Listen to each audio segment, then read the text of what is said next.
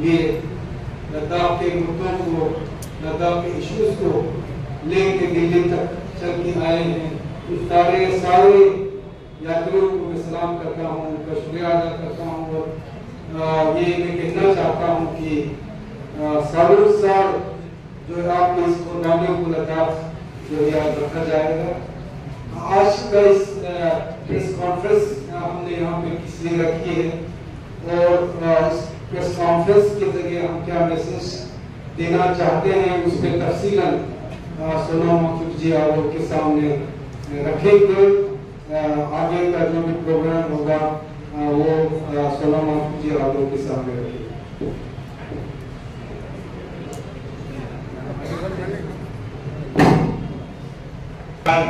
जुले सबसे पहले तो आप सभी मीडिया से आए भाई बहनों का धन्यवाद करता हूं और उसके बाद लेह से दिल्ली तक 800-900 किलोमीटर एक महीने में पैदल आने वाले सब पदयात्रियों को मैं सलाम करता हूं।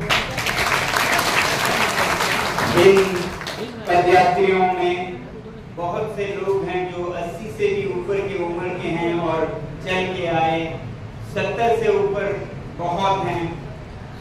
दर्जनों वीर भूतपूर्व सैनिक हैं भारतीय सेना के, महिलाएं हैं, युवा हैं, सब एक आशा के साथ चल के आए कि हम राजधानी में जाकर भारत की शीर्ष नेतृत्व से आग्रह करेंगे, विनती करेंगे, गुहार लगाएंगे कि लद्दाख और लद्दाख के साथ पूरे हिमालय के पर्यावरण और संस्कृति को संरक्षित करने के लिए हम संविधान के जो प्रावधान हैं उनकी जो वचन हमें मिले हैं उनको याद दिलाएंगे। लद्दाख में 6वें शेड्यूल की और लोकतंत्र की बहाली की मांग रही है। बाकी हिमालय में भी हमने देखा कि स्थानीय लोगों को सशक्त करने की बहुत जरूरत है। जो प्रावधान हैं लागू हो, नहीं है तो बनाए जाएं। लद्दाख के लिए तो बने बनाए हैं 6वां शेड्यूल, जिसका कि ना सिर्फ आशा है बल्कि आश्वासन और वचन हमें सरकार की तरफ से मिला है हर चुनाव में, घोषणा पत्रों में। तो उसको सिर्फ याद दिलाने के लिए हम यहाँ आए और इस शांतिपूर्ण पद यात्रा से हम दिल्ली में आकर इस सीख को सिखाने वाले हमारे भारत के पिता महात्मा गांधी के समाधि पर, राजघाट पर हम उनको सम्मान करना चाहते थे, श्रद्धांजलि देना चाहते थे, इसलिए हम आए। हालांकि आने में बहुत तकलीफें हुई, महीनों 14,000 की ऊंचाई पर तो हम चलते रहे, फिर 17,500 के दर्रों से, पहाड़ों से चढ़ते हुए, नालों नदियों को पैदल पार करते हुए हम तराई में, मैदानों में पहुंचे जहां 40-45 डिग्री की गर्मी, सुलगती सड़कों पर बर्फ में रहने वाले ये लोग अब सड़कों की गर्मी को सहते हुए, रात में मच्छर, हर तरह की कठिनाइयों को सहते हुए सिर्फ दिल में एक अरमान थी कि हम राजधानी में अपने नेताओं से मिलेंगे, उनको गुहार लगाएंगे। इसलिए यहाँ आए।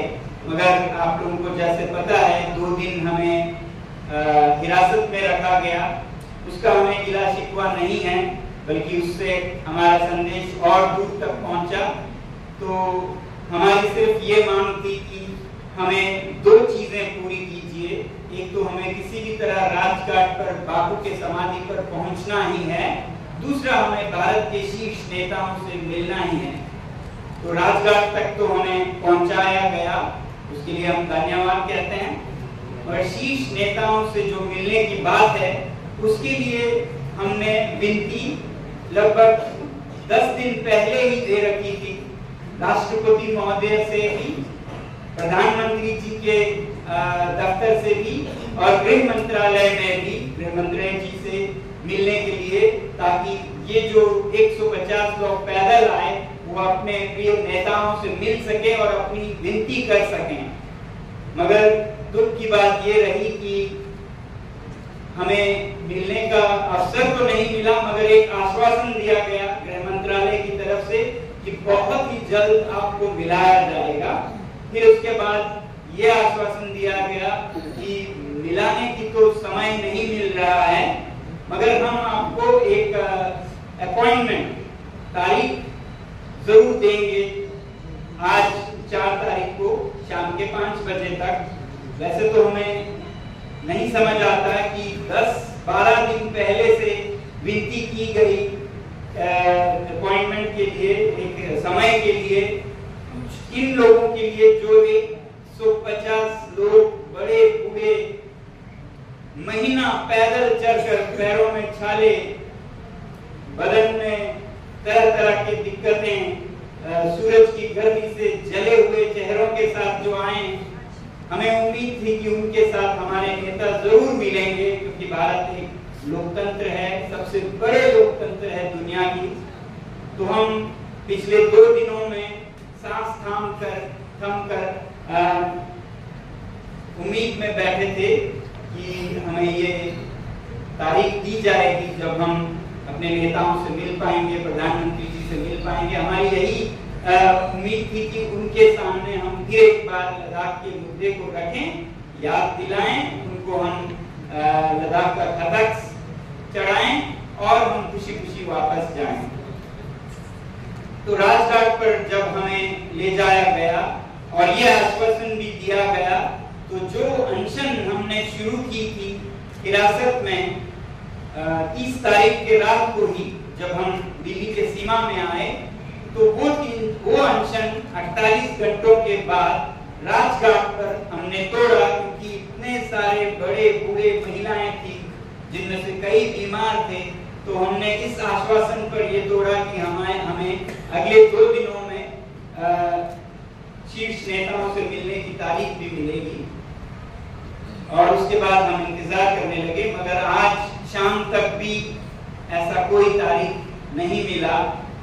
और ये बहुत दुख के साथ कह रहे हैं कि भारत के सबसे दूर सीमा पर, और सीमा भी एक तरफ चीन का, एक तरफ पाकिस्तान का, जिसे बचाए रखने वाले यही लद्दाख के लोग हैं। हर जंग में, जो भी जंग भारत ने लड़ी है, चाहे वो 48 का जंग हो, चाहे वो 62 का जंग हो, चाहे वो 65 का युद्ध हो, 71 का युद्ध हो, 99 का युद्ध हो, हाल के 2019-20 का युद्ध हो, हर एक में लद्दाख के लोगों ने बिना वर्दी के, बिना तनखे के सैनिकों का काम किया। युद्ध भूमि में वो कंधे से कंधा मिलाकर असैनिक रूप में सैनिकों की मदद करते रहे, उनके लिए रसद खाना घरों से पका कर ले जाते रहे, और जब कोई जख्मी हो तो उन्हें उठाकर लाते गए। और ऐसा योगदान हर युद्ध में दिया जो किसी दिल्ली के शहरी या बंबई के शहरी ने न दी हो, वो लद्दाख के लोगों ने दी है। तो लद्दाख के आम नागरिक भी एक सिपाही हैं इस देश के, तो इसलिए हमें उम्मीद थी कि इन सिपाहियों से हमारे नेता, हमारे प्रधानमंत्री जी अवश्य मिलेंगे, और ये हमारा जरा भी शंका नहीं थी कि उनसे ना मिल पाए। मगर हमें बहुत दुख हुआ कि हम नहीं मिल पाए। हमें बताया गया कि प्रधानमंत्री जी हमसे कुछ ही किलोमीटर दूर आज गोष्ठी में थे, हम उम्मीद कर रहे थे हम मिलेंगे, और उनसे मिलने के लिए जब हम लद्दाख से आए तो हम ये पूरी कोशिश कर रहे थे कि इस आंदोलन पर कोई भी राजनीतिक दाग धब्बा या रंग न लगे। इसके लिए हमने इस पद यात्रा को कश्मीर से नहीं लिया, कश्मीर से भी रास्ता आता है, वहाँ चुनाव हो रहे थे, हम नहीं चाहते थे कि किसी के पक्ष में किसी के विपक्ष में चला जाए हमारा ये अभियान। इसलिए हम हिमाचल से आए, और जब हिमाचल से आए तो हरियाणा के सीमा पर फिर हमने निर्णय किया हम हरियाणा में चुनाव हो रहे हैं, उस पर भी कोई असर न डालें, इसे पवित्र रखें, इसे न्यूट्रल रखें। इसलिए हरियाणा के सीमा से हम बसों में चढ़े और दिल्ली आए। हम किसी भी संस्था से नहीं मिले कि कोई रंग न लग जाए हमारे इस पवित्र अभियान पर। तो ऐसा करने के बाद भी 80 के उम्र के लोग पैदल आए, इसके बावजूद भी जब हमें ये मिलने की तिथि नहीं मिली तो बहुत दुख हुआ। वैसे ही हमारे साथ आमा डोलमाले हैं। अभी डोलमा 90 वर्ष की हैं, ये लद्दाख से हैं मगर स्विट्जरलैंड में रहती आई हैं। पिछले कोई 70 सालों से स्विट्जरलैंड में हैं। स्विस सरकार ने उन्हें बार-बार स्विस नागरिकता लेने के लिए कहा, बार-बार। उन्होंने अभी तक भारतीय नागरिकता नहीं छोड़ी। भारत का पासपोर्ट इनकी शान है, ये अभी भी रखते हैं। हालांकि नागरिकता के लिए लोग, भारत से लोग पश्चिम की नागरिकता के लिए जान की बाजी देकर जाते हैं, मगर आमा डोलमा ने अपनी नागरिकता कभी नहीं छोड़ी। 90 की उम्र तक, वर्ष तक होते भी वो वहां से खास दिल्ली आई ताकि वो पद यात्रा के आखिरी चरण में जुड़ सकें और अगर अनशन करना पड़ता है तो वो अनशन में भाग ले सकें, इसके लिए आई हैं ये। तो हमें दुख है इस बात का कि ऐसे में भी हमें समय नहीं मिला अपने शीर्ष नेताओं से मिलने का। भारत के आखिरी नागरिक हैं, चरम सीमा से, अंतिम सीमा से। बहुत अच्छा होता अगर प्रधानमंत्री जी, गृह मंत्री जी, राष्ट्रपति महोदय इनसे मिलते, इन्हें 2 शब्द आश्वासन के, ढाढ़स के, स्वागत के शायद बोलते तो जो भी हो। हमने ये कहा था जब हमने अनशन तोड़ा था राजघाट पर कि अगर ये नहीं हुआ तो मजबूरन हमें अनशन दोबारा करना पड़ेगा। उम्मीद है ऐसा नहीं हो, मगर आज जब शाम के 5 बजे तक भी कोई सूचना नहीं मिली तो हमें मजबूर होकर लद्दाख के जो शीर्ष नेता हैं के लिए और एपेक्स के सबने मीटिंग की। बहुत बातचीत करने के बाद ये निर्णय किया कि लद्दाख के नेतागण अगर कोई सूचना नहीं आती है तो कल से दिल्ली में ही अनशन पर रहेंगे अनिश्चित काल के लिए। जहाँ तक मेरा है, मैं एक एनवायरमेंटलिस्ट के तौर पर ये जो आंदोलन या अभियान है लद्दाख की एपेक्स बॉडी और केडीए जिन्हें चला रही है उनका समर्थन करता आया हूँ।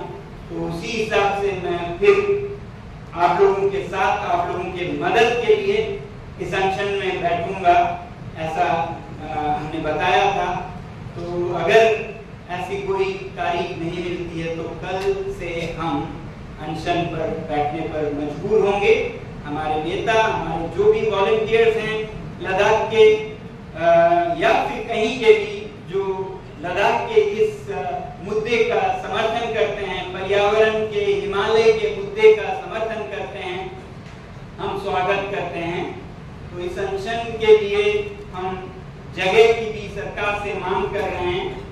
हमने जंतर मंतर की विनती दी थी तो हमें एक पत्र मिला कि जंतर मंतर आपको नहीं मिलेगी। 3 तारीख के लिए हमने मांग की थी कल, मगर उसे नहीं दिया गया था। हम फिर एक बार मांग करेंगे क्योंकि जंतर मंतर वो जगह है जहां पर सब अपने मन की व्यथा इस लोकतंत्र में सुना सकते हैं।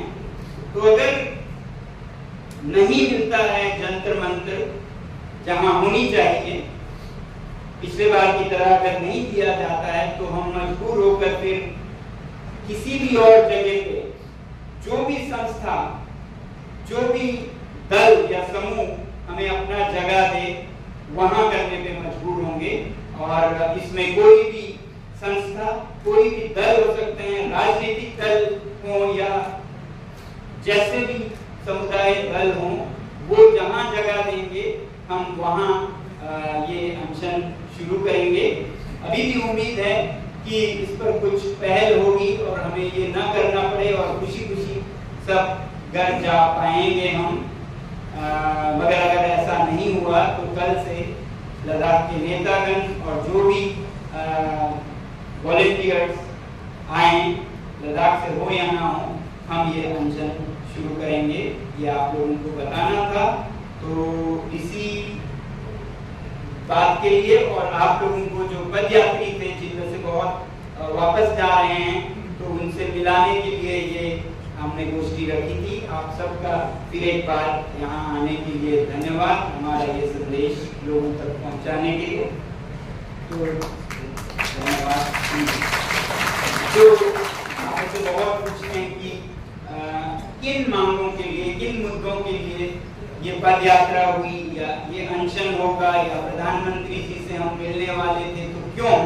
तो ये लद्दाख के 4 बिंदु मांगे हैं जो पिछले 4-5 सालों से सरकार के सामने रखी गई है और जिस पर बातचीत कुछ हद तक चली भी है मगर वो रुक गए, उसे दोबारा बहाल करने के लिए है। तो इन 4 बिंदुओं में एक है लद्दाख में लोकतंत्र की बहाली, दूसरी है जो कि स्टेटहुड या असेंबली के साथ होती है, दूसरी है लद्दाख को जो 6वें शेड्यूल में संरक्षण के वचन हैं उनको अमल में लाया जाए, तीसरा लद्दाख में नियुक्तियां नहीं हुई हैं युवाओं की, पब्लिक सर्विस कमीशन का गठन हो ताकि नियुक्तियां हो सके और काम चल सके, युवा अपना रोजगार पा सके, और तीसरा लेह और चौथा लेह और कारगिल के लिए 2 संसदीय सदस्यता मिले। ये 4 बिंदुओं पर लद्दाख मांग करती रही है। तो जो लोकतंत्र के 2 ऊपर के मांग है, चाहे वो स्टेटहुड हो या 6वां शेड्यूल हो, ये स्थानीय लोगों को सशक्त करता है अपने पर्यावरण, अपने संस्कृति को संभालने के लिए। ये बहुत जरूरी है कि हिमालय में पर्यावरण की सुरक्षा संरक्षण के लिए स्थानीय लोगों को संरक्षित किया जाए, सुरक्षित किया जाए, सशक्त किया जाए लोकतांत्रिक रूप में। तो यही मांगे हैं जिससे कि हिमालय का पर्यावरण बच सकता है, जो बेहतरीन कर सकते हैं यहीं के लोग, क्योंकि अभी लद्दाख एक गवर्नर्स रूल के तरह है, परमानेंट गवर्नर्स रूल, जिसमें कोई चुने हुए सदस्य न्याय, नियम, कानून नहीं बनाते हैं। एक उपराज्यपाल सब फैसले लेते हैं। तो इस तरह से कोई भी इलाका चलाया नहीं जानी चाहिए 21वीं सदी में, जब हर जगह लोकतंत्र है। तो लद्दाख तो वो जगह है जहाँ पर लोकतंत्र थी और 4-4 विधानसभा के सदस्य चुने जाते थे, तो वो भी अभी नहीं रहे। लद्दाख में कोई ऐसी असेंबली अपनी भी नहीं है, न ही 6वां शेड्यूल है। तो लद्दाख में नियम बनाने की, कानून बनाने की कोई मंच नहीं है जिसमें स्थानीय लोग सहभागी हो सकते हैं। तो ये पुराने जमाने की कॉलोनी की तरह हैं, जिन्हें एक गवर्नर या लेफ्टिनेंट गवर्नर राज करते हैं। तो ये शोभा नहीं देती है दुनिया की सबसे बड़ी लोकतंत्र को, जो कि माँ है लोकतंत्र की। वहां की सीमा पर बैठे लोग बिना आवाज के लोकतंत्र से भी वंचित रहे। तो ये सब ठीक करने की हमें बहुत उम्मीद है और यही हम गुहार लगाना चाहते थे। आप आपके माध्यम से लगा रहे हैं और अगले दिनों में भी हम इस अनशन के द्वारा यही मांग करेंगे कि भारत के शीर्ष नेताओं से हम मिलें और हमें एक आश्वासन मिले कि इन मांगों पर जो बातचीत चल रही थी वो दोबारा चले अगले 15 दिनों में। तो यही सब आशाओं के साथ, इन मुद्दों के साथ हम इसे आगे बढ़ाएंगे और उम्मीद है आप लोग हमारा साथ देंगे, हमारी आवाज को देश तक और हमारे शीर्ष नेताओं तक पहुंचाने के लिए। धन्यवाद। आपके सवाल है तो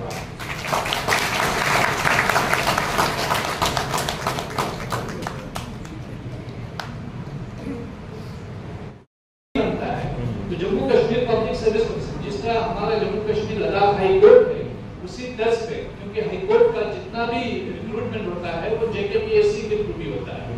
तो जेकेपीएससी जो है लद्दाख के या हाई कोर्ट के रिलेटेड जितनी भी रिक्रूटमेंट से वो कर लेता है। लेकिन हम लद्दाख के लिए, क्योंकि हम चाहते हैं जब लद्दाख पुलिस अलग बन सकती है तो लद्दाख कैडर अलग क्यों नहीं बन सकता है। और हमने टेनिक्स के अंदर जो डालने की बात थी उसको हमने बिल्कुल स्ट्रॉन्गली खारिज किया। इसलिए हम चाहते हैं कि लद्दाख में जो इन प्रिंसिपल हमारे साथ एग्री हुए थे 80% रिजर्वेशन के लिए और उसके बाद पब्लिक सर्विस कमीशन के लिए, उसको फुलफिल करें। हमारे साथ तो धोखा हुआ है, सरकार ने धोखा दिया, क्योंकि हम चाह रहे थे कि सरकार ने जो प्रॉमिस हमारे साथ किया है उसको फुलफिल करें।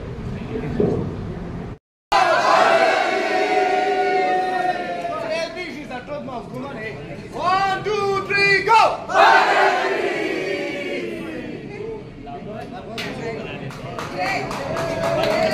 किसी को जाहिर करते हुए जो चेहरा है कितना अभी भी हंसमुख